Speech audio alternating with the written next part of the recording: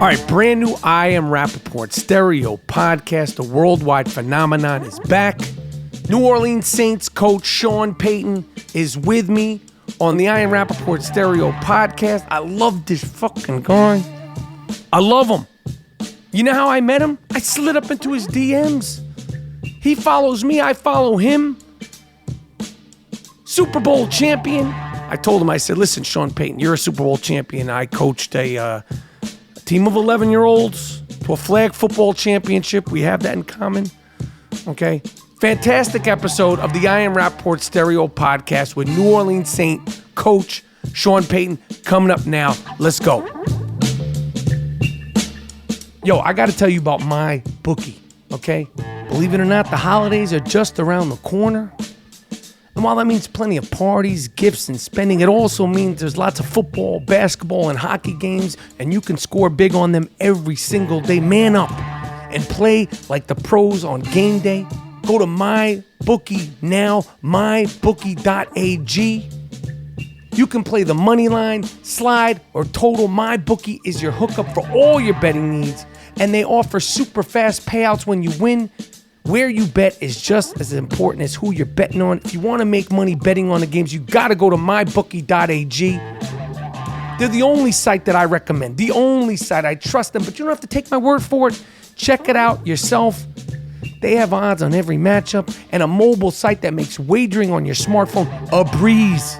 It's easy. Join now and MyBookie will match your deposit with up to 50% bonus. A 50% bonus.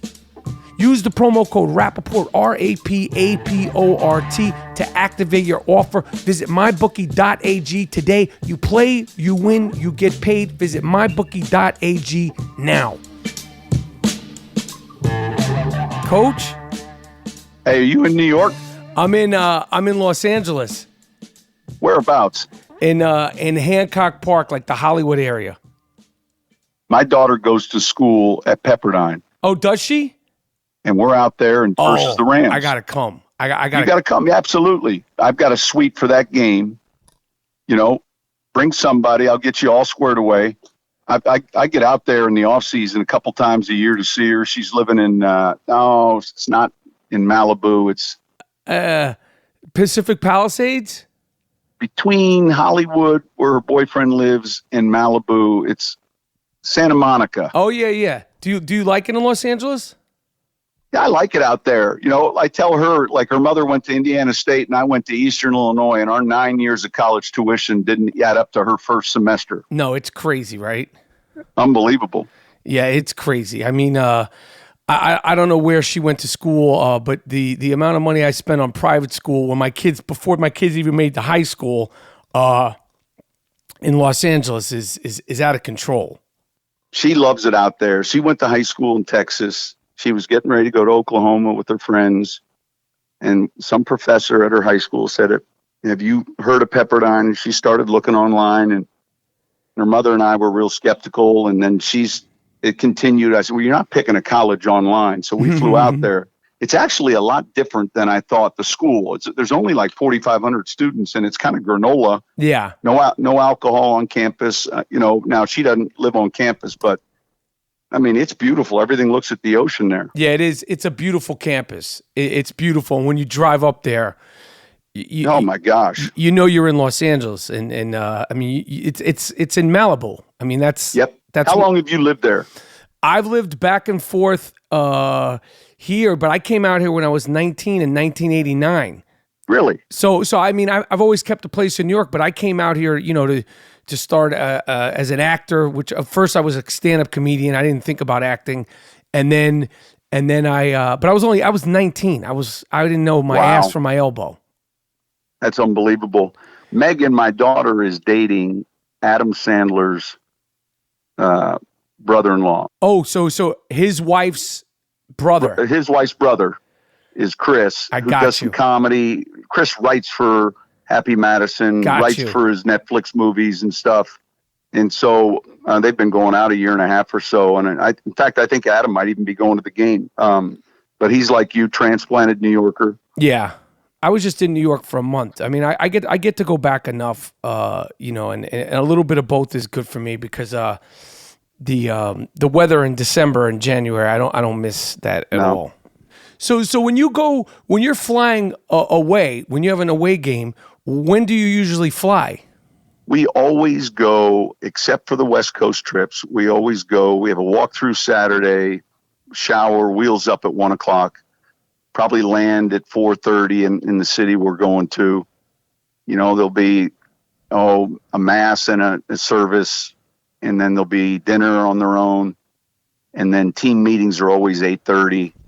Then we have a snack, and we always fly home after the game. In other words, right after the game. Yeah, game end, shower.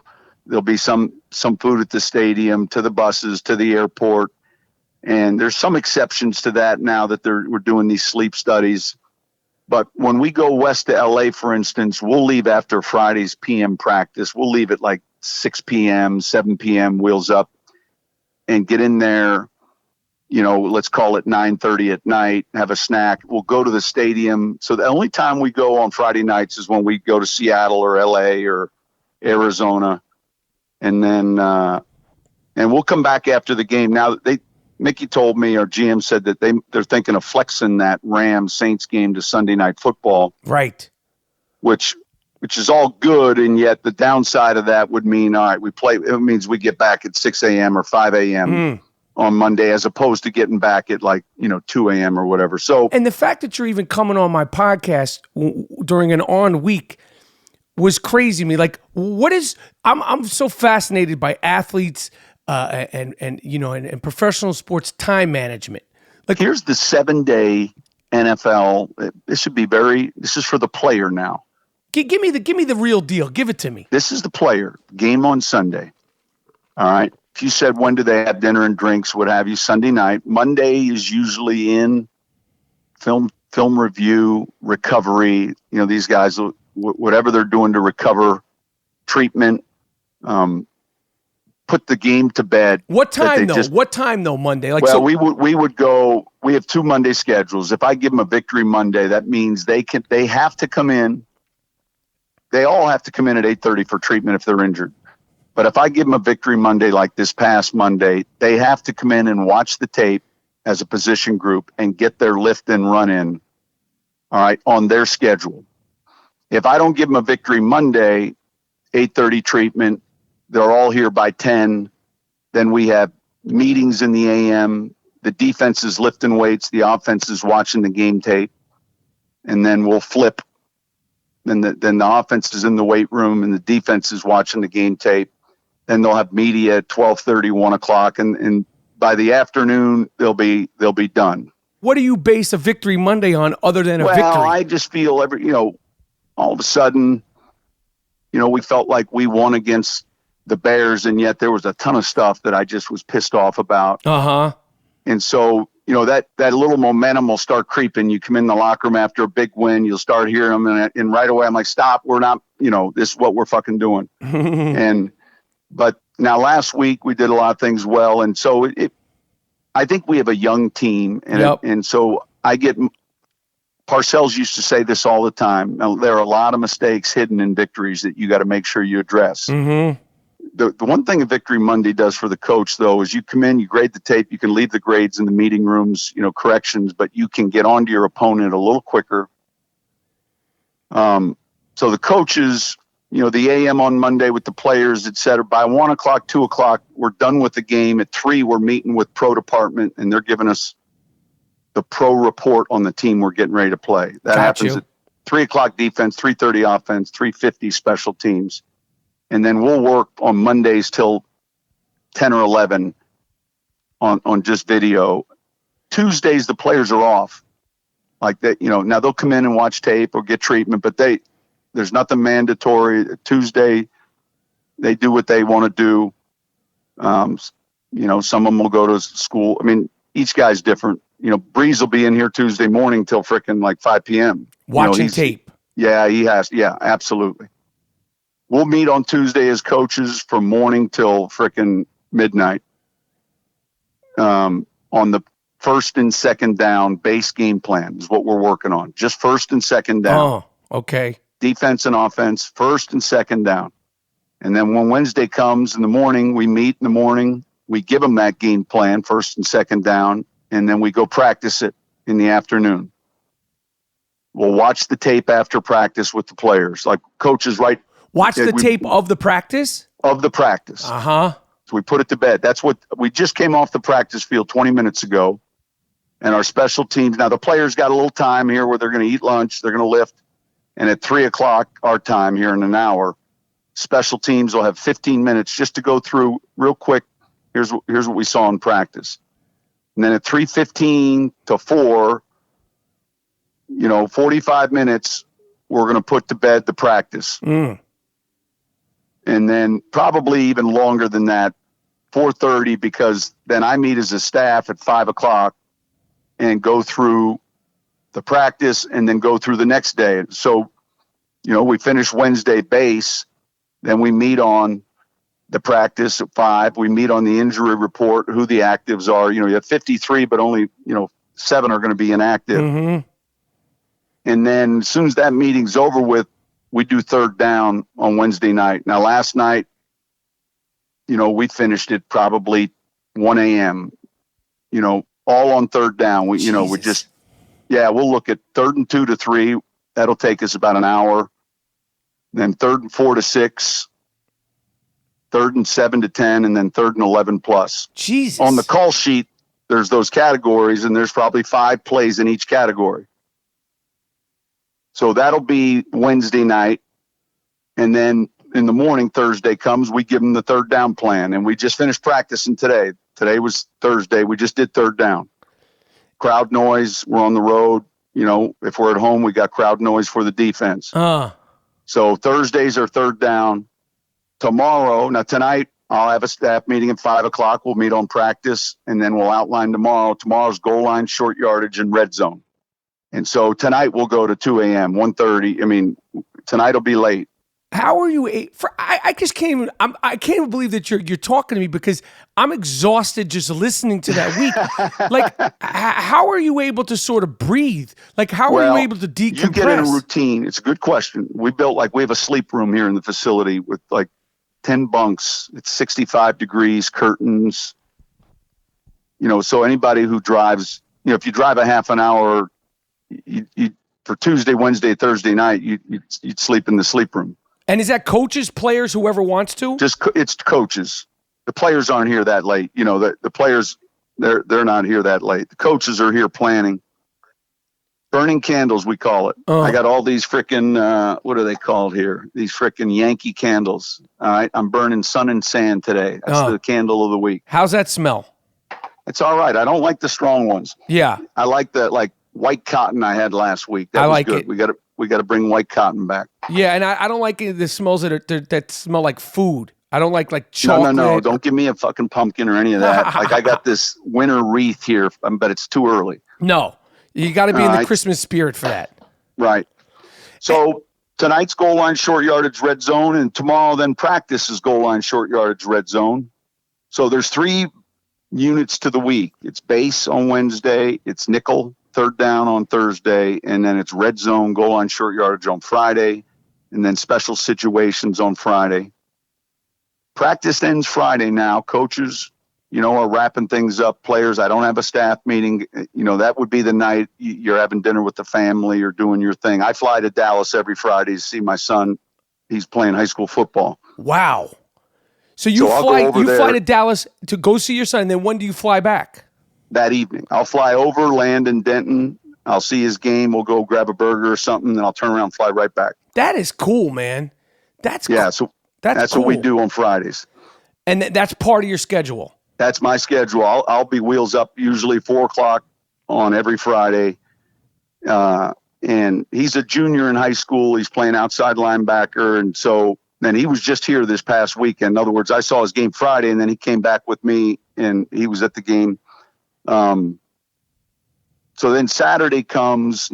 Now you're doing just walkthrough review and more meetings. You're out on the field for a half an hour, 40 minutes, and then shower to the airport or shower, home, and then to the hotel that night if you're home. Now, so what do we got to bring our bags to the walkthrough? Like, what are we doing here? you brought them to the facility. You brought your bag, and guys will shower then.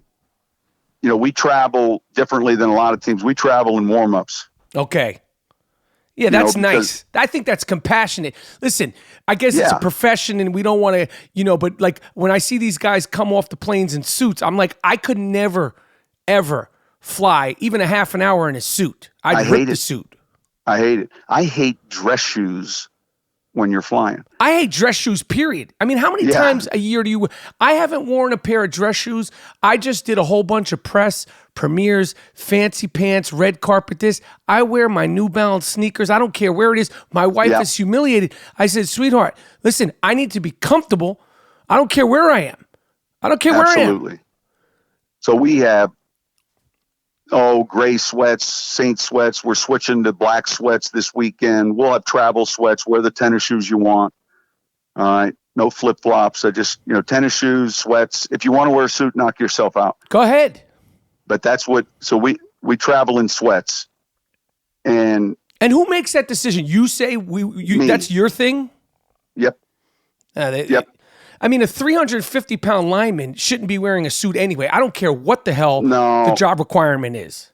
Here's the thing, too. We had a nutritionist come in, and we did some studies on this recovery gear. When you start flying like we're flying, and there's some, this recovery gear that you put on, it's kind of this tight fitting. It helps your blood circulation. You don't get the when you're flying. And so if guys are going to wear recovery gear, they're not going to wear it with dress clothes. And so the recovery gear they can wear underneath their sweats.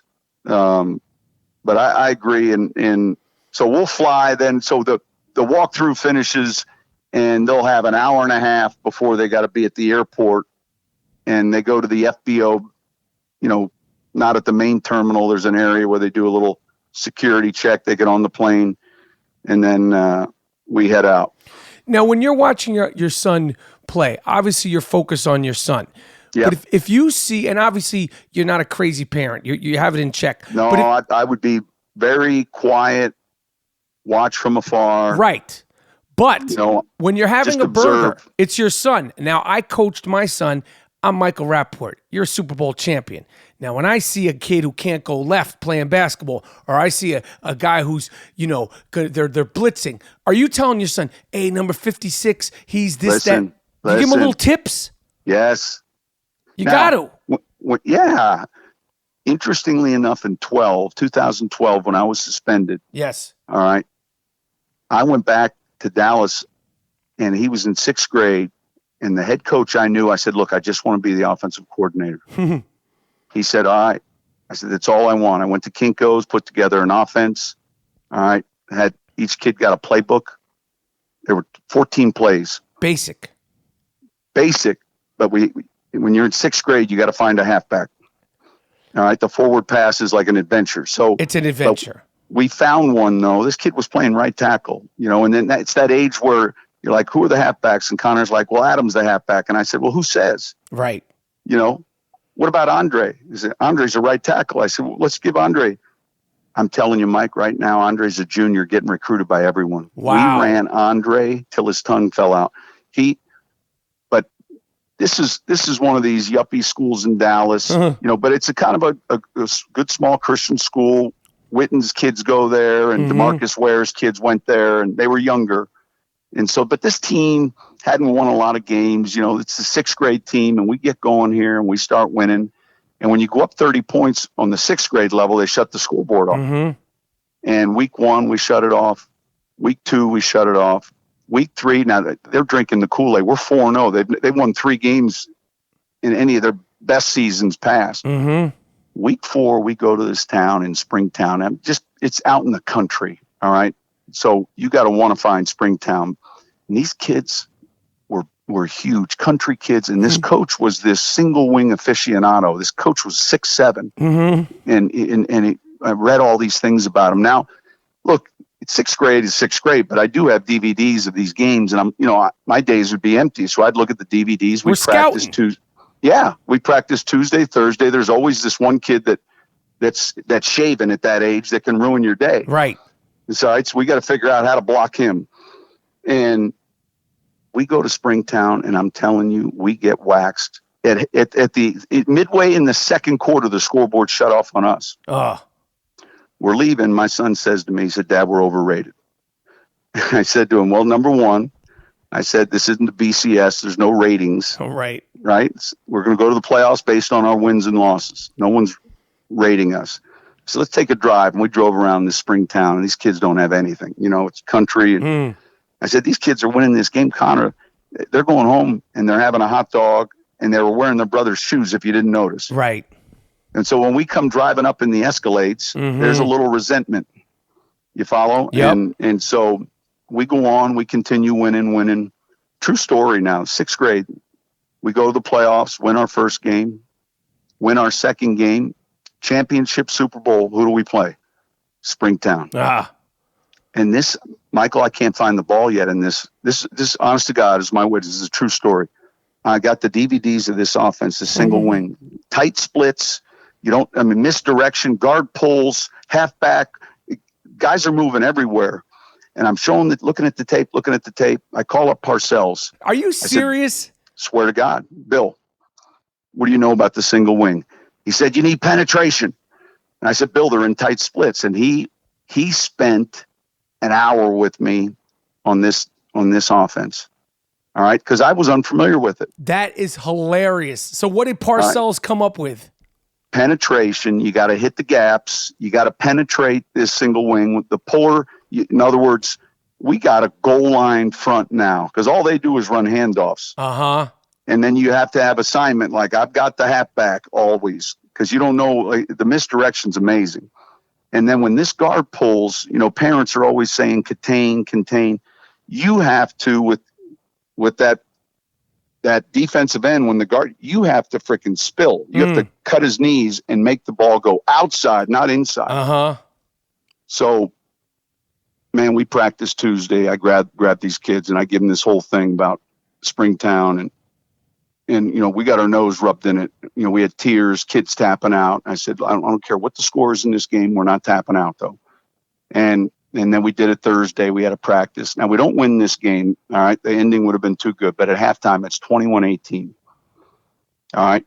I'm getting texts from Parcells. How are we doing? This is so funny. And the game ends. Is the coolest thing. We lose this game 38-27, 38-21.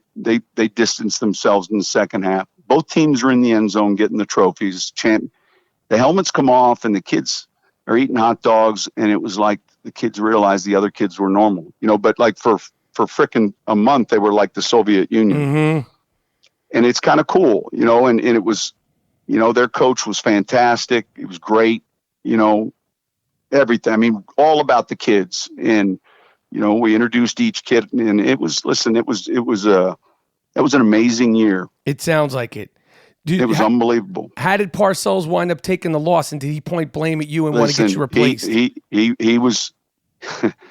What happened? I said, well, but listen, he was very helpful. I still haven't found the ball. They were moving around. Found the ball. Oh my gosh, this ball goes to the halfback who, and every once in a while it goes right to the up back, but the halfback acts like he gets it, fakes it to the wing back, and the up back goes it's amazing to watch, really. And this coach, listen, he was on top of it. He knew this offense cold. It sounds like it. My gosh. You're a Super Bowl winning coach. I happen to be the defensive coordinator for my son's 11 and under flag football team. We won the championship the year. I only got thrown out of one game, but we were a great team. I mean, for you, because you're a professional coach, like you were just as emotionally involved, but you have to deal with, because you're dealing with 6th graders, you were just as emotionally involved, correct? There's no question. And here's the thing, though. We're teachers. In other words, there's some things that are extremely different, and yet I still have to capture Paulie's attention. He's over there with the dandelions. Come here, Paulie. I got a reverse for you. You have to captivate, motivate. Right. You've got to make them laugh. You got to instill confidence. They had that. Like, man, like, we got the best stuff going. Right. Trust me. We got the best stuff going. Watch the officials come over and take a picture with me. You think we're not going to get the calls today? That kind of thing. Right. But it was. So what's interesting for me now, these Friday nights, these kids are all juniors. There's like 7 of them starting. And you've seen them for all these years. Connor. I mean, they're all, I'm watching them after the game. I'm up talking to them, hey, what are you doing wearing the sleeves? You're going to fumble a ball with the sleeves on. Get them off. They all want to wear the basketball shooting sleeves, but the football slides right through it. Right. That kind of stuff. But you are vested, though. There's nothing like being vested in like what you're talking about. I totally agree. I mean, and as long as you're doing it in a healthy way. Because for sports, to me, it's like the majority, and 99.9% of us learn sports when we're kids. And I think that the reason why crazy people like myself remain fans and Boston Red Sox fans cry tears of joy, and you saw your Saints fans when you guys got over the hump, is because it's like Pavlov's theory. You revert back to being a kid, whether it's kickball, football, ping pong, it's that same thrill of victory, agony of defeat that you had when you're a kid. No question. No question. Hey, Brees is doing what you're doing. Brees' kids are now that age. He started a flag league here, co-ed flag league, different age groups. And he'll come in on a Thursday. I'm like, what is wrong? And he's got 2 teams he's coaching. One of them lost one Thursday. And it was like the freaking world ended. And I'm like, hey, if my kid's playing for you, what's the mission statement? Are they all playing? Is it, well, we're playing to win, but I'm going to get everyone playing time. In other words, what's the goal? Yeah, I got it. And he's so tied into this now, I'm telling you. Does he want to win? Yeah, he wants to win. He wants to teach them that. Now, they're all going to play, but, they might not all play the same amount, at the beginning. Listen, they're all going to play, but at the end of the game, we're trying to win. We got to win. And listen, I'm sure Brees, just pass this along to him. Okay, I'm sure he can't do his pregame speeches the same way he does because his kids are playing it.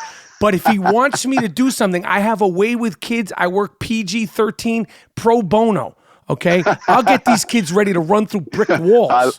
I love it. I love it. Now, but go ahead. We share these stories, though. The same stories you're discussing now when in flag. And at one point, it was his son. He had Adrian Peterson's son. I said, it's your league. It sounds like you loaded it.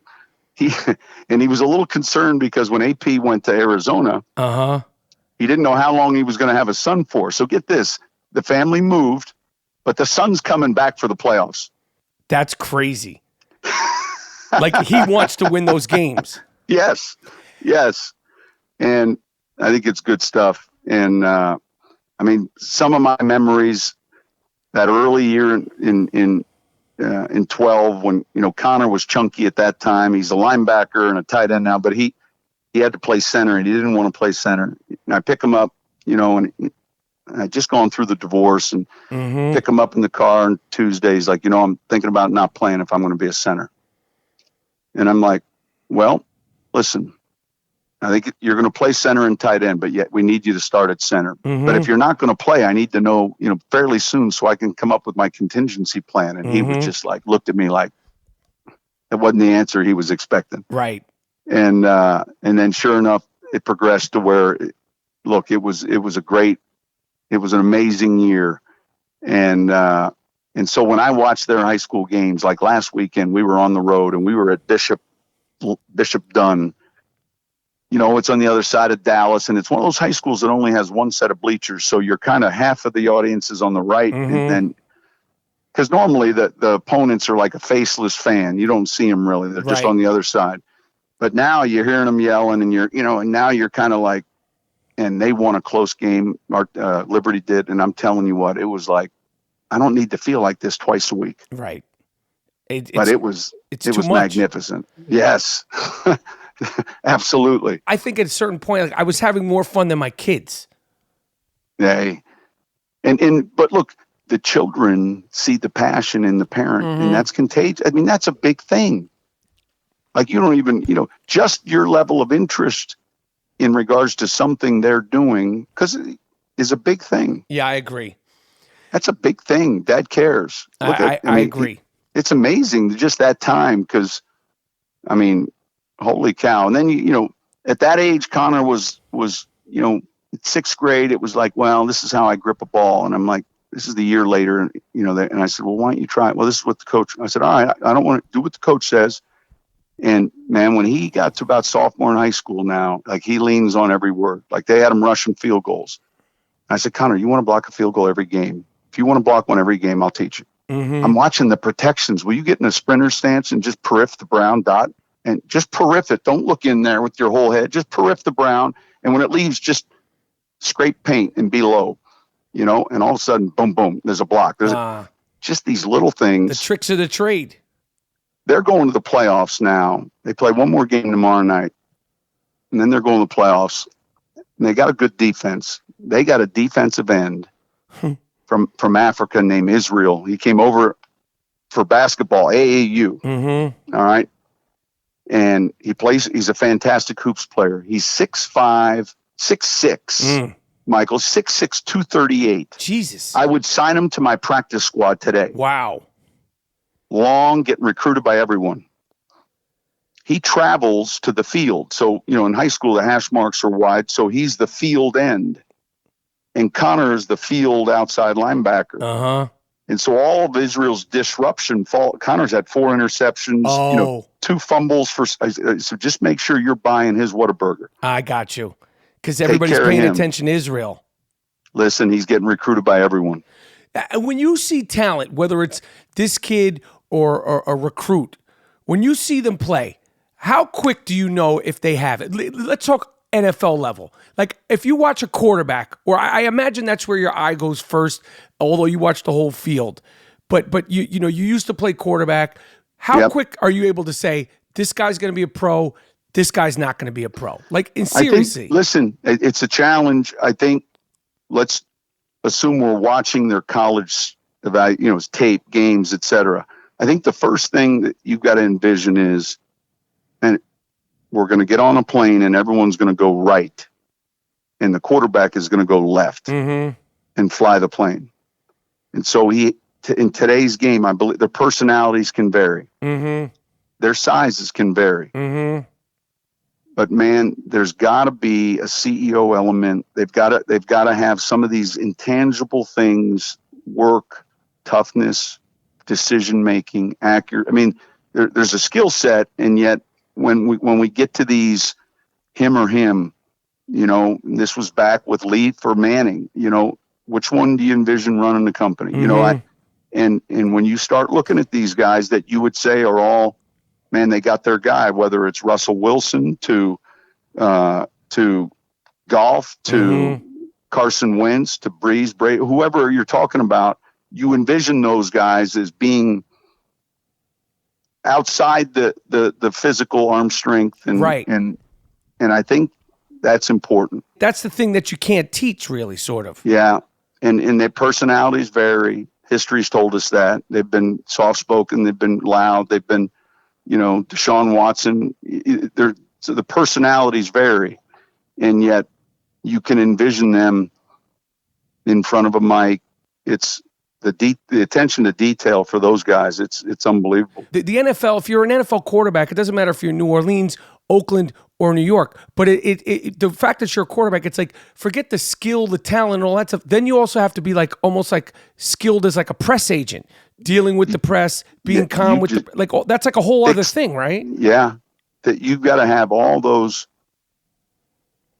traits. How are you going to handle losing 2 in a row, and how are you going to handle being down 7, and all those things that come up. There's a mental toughness. But you have to process quickly. I think that if you said, what's the one thing where we've all missed, it'd be like, man, I wish you'd just process quicker.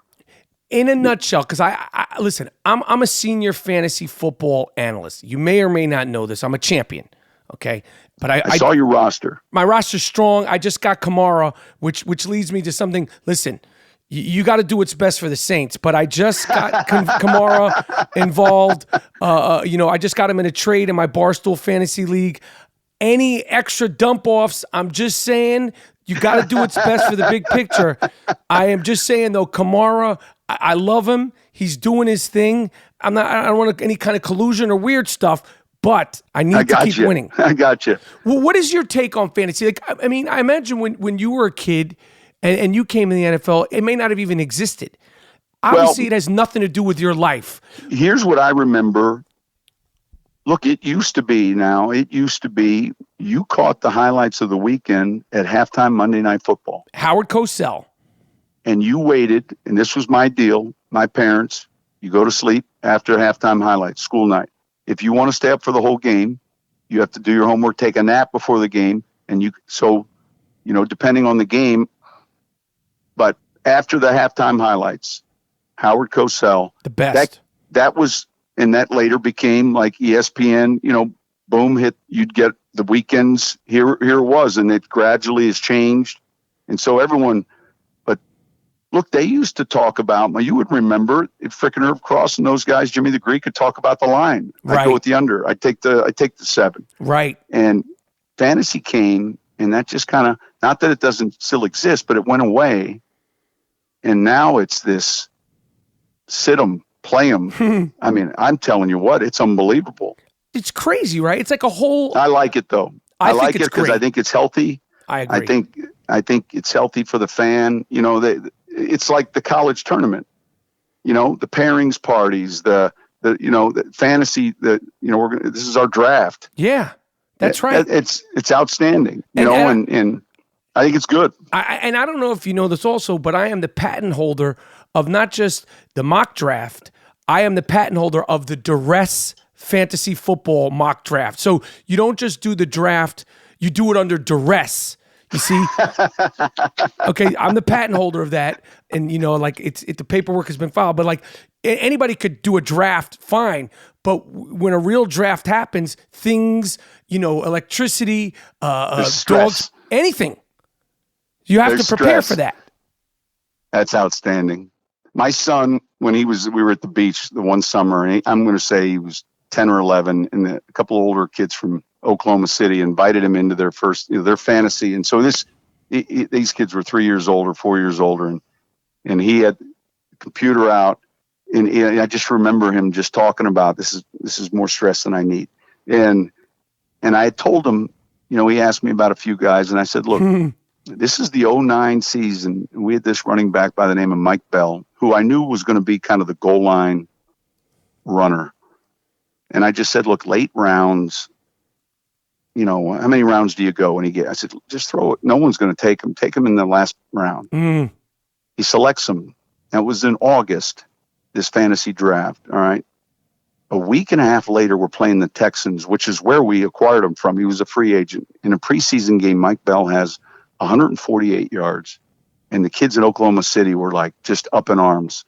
Insider, the whole, and Mike Bell went on to have a solid year because he was that 09 team. He was he was the goal line back. Mm-hmm. You get down in close, but Connor plays it, my brother. I mean, I think one of the challenges for today's NFL player is the social media. Hey, what's up, dude? You only got me, right. It pulls at your fabric. Right. We win a game and let's, that's where you're coaching and working with them. Hey, let's carry, but they're very much aware of what their number was. Well, if they really knew how crazy and idiotic the whole thing is and didn't take it personally, because if I was an NFL player, it'd be the last thing I was thinking of, because I know me being a senior fantasy football analyst, and I am, Coach. I have the paperwork. I took the dissertation. I saw your draft lineup. I saw it. I'm not playing games here, but if they knew how crazy the people were playing fantasy football, they should pay none of us any mind, because we're all out of our mind. It truly is going back to the fourth grade. I don't care what any of these people say. And that's the thing, I think, why it's so addictive. I think it's been a great shot in the arm for the league because it's taken the attention away from the gaming. In other words, and I know the DraftKings and all, I like it all. I like it all. Put your roster together each week. Well, that's a weekly do-over. Yes. And it's truly fantasy. And there's no feelings in fantasy. I don't care if my mom is playing. I don't care if my son, kids. No, you're tied for production. I love it. Take them down. All right, let me ask you a couple quick questions about New Orleans. No disrespect to Cafe Du Monde. It's an institution. Where can I get the best beignets in New Orleans, Coach? You got to know. Okay, because Du Monde here's the thing, though. Honestly, there'll be a few restaurants that'll have a beignet dessert with the dippings. I like the ones with the dipping sauce. Right.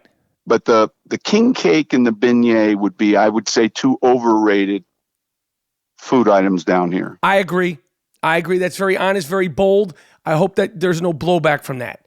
No, but there's some underrated. When you get into the barbecue shrimp or some of the poor boys you're getting with the roast beef and there's a ton of underrated. It's the best place in the world to eat. But the king cakes, the cream cheese king cakes, it's really more seasonal because it's Mardi Gras. But the beignet is, if you're in Ohio, it's Cedar Point, it's an elephant ear. If you're in Illinois, it's a funnel cake. The coffee now, they put a little chicory in it. Yep. Everything's got a little something more seasoning wise. How do you stay thin down there? Because I've been down in New Orleans, short spurts, and I walk out of there feeling like ashamed of myself. The amount of food that I intake: breakfast, lunch, dinner, fried this. Yeah. I mean, do you like gator soup? Like, what are you into? I'm kind of more Midwestern beef, maybe some fish, but I'm not the turtle soup or the gator, all that extra stuff. And I've been here 12 years, but we used to have a chef come in on Thursday nights for the team, and we'd have all these. The chefs are big down here, and I can't recall the chef who was in. He had his turtle soup, and we're going through the lunch line, and we're grabbing it, and he's like, "Coach, you got to try this soup," and he hands it to me like, "You got to try it." And so it's on my platter, and I kind of go through the line. And I sit down in the cafeteria, and I'm looking up, and I look at him, and he's making eye contact with me, and I'm trying to figure out when I'm going to ditch this soup, all right, or how I'm going to, because he's watching me. Yeah. And so I would be more.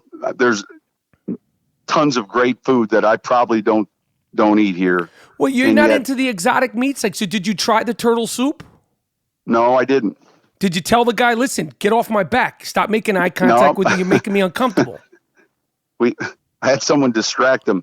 But the bread, the French bread and the sauces and the restaurants. The other thing is the service. You'll be at a table with, regardless of where you're at, but everything's brought to you like, bam.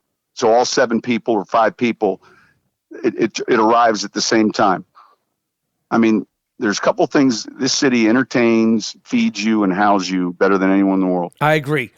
Two more football questions. You could even not do current guys, because I noticed when I talk to you guys, pro people, they don't like to sort of acknowledge the present because you might have to scheme against them, play against them. Throughout your career as a coach, who can you remember while you're playing against them, not even one of your guys, that just their talent, their skill took your breath away? That you saw that you were like, you stopped being a coach for just a blink where you're like, holy shit, this guy's special. Well, Falk was that guy. All right. Julio does some things. And when you see Julio like field level, I mean, it's his size and athleticism is amazing. And then I would say, there was another player I had just on the tip of my tongue. Steve Smith was someone at Carolina that Steve would beat your corner and then talk smack to you on the way back to the huddle, like, and you were just like now angry, and he was in beat. He was very competitive, but Falk was someone that jumped off the screen that you just felt it differently. That's a good question, though, and I'm sure. Look, the year we played in New York, the Randy Moss, right, was that guy that you just, if they throw him just a one-step smoke route, you were nervous. He was that good. Yes, indeed. Most impact. What about defensive guy that you were like, this guy's a beast? Defensive guy. Look, I spent a long time in the NFC East with the Eagles 2 years, Giants 4 years, Cowboys 3 years. Darryl Green was towards the end of his career. Champ Bailey. Those were some corners that stood out. I would say, there's been a slew of great pass rushers. Freeney.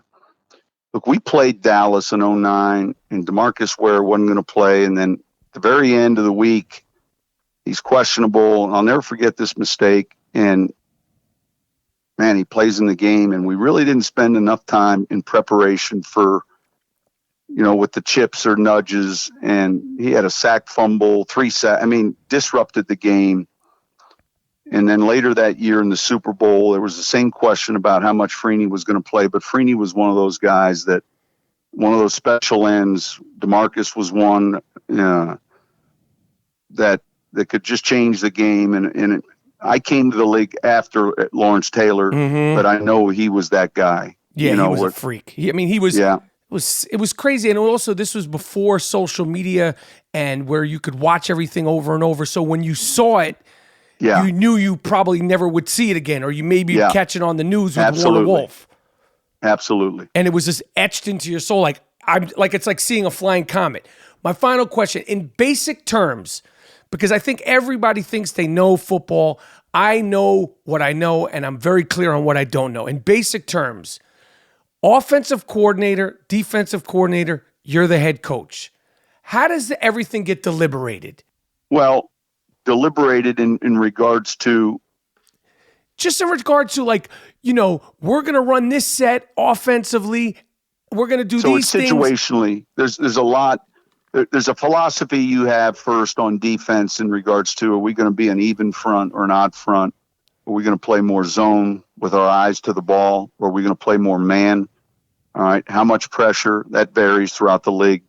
And then very quickly each week, then it's about the team you're playing, what you got to stop, what they do well, who you got to stop. It's still a matchup game. In other words, let's not let the best player beat us. And within the framework of your scheme, so it's not changing every week, but there's tweaks. There's things that you might do.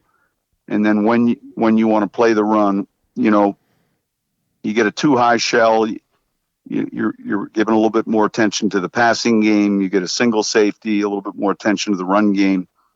You get some run pressures where you're actually trying to, blitz a linebacker to take a gap, if you will, and support the run and maybe a 5-man rush. Offensively, you're kind of looking at that. You have your offense that you believe in, whether it's 3 receivers, 2 backs, pretty much, everyone's got a variation. Some teams are less 2 backs. And then it's it's your early downs, it's your Wednesday night 3rd down, it's your, and then it's your people. That's got to evolve to fit, what are the best things our players do? If there was one thing, it's like, let's ask them to do the things that they do best. Right. You can't just stuff them into a system. You got to say, these are our ingredients. This is what we're going to have for dinner. This is what we have here. That's right. And I think that, look, Bill Belichick's done that better than anyone, over time. And so I think that, look, I get back to what we do. We're teachers. Right. All right, Coach, listen, I can't believe you took the time to talk to me. I'm so honored, thrilled. I'm such a fan. I love your team. I'm going to text you before the LA game. Absolutely. Absolutely. Good luck bring this week. Bring your son, whoever you want to bring. Let's do it. We'll get some turtle soup and with some gator flakes and all that stuff. And good luck this weekend. And I this was such an honor to talk to you. It's a great conversation. Good stuff, Mike. Thank you, Coach. All right, we'll see you. All right, bye. All right, I want to thank Sean Payton for joining me on the I AM RAPAPORT Stereo Podcast. A pleasure and an honor. It means so much to me. I know the fans are going to love it. Thank you so much. Who dat, that. Go Saints. See you in Los Angeles. Let's go.